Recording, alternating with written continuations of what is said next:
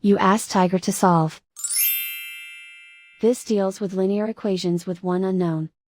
The final result is x equals 21/2. Let's solve it step by step. Simplify the expression. Break up the fraction. Find the greatest common factor of the numerator and denominator. Factor out and cancel the greatest common factor. Group all constants on the right side of the equation.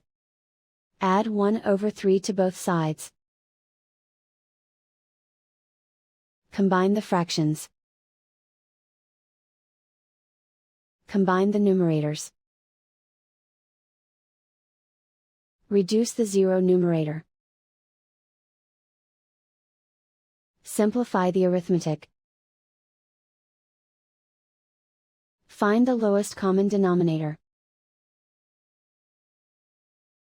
Multiply the denominators. Multiply the numerators. Combine the fractions. Combine the numerators.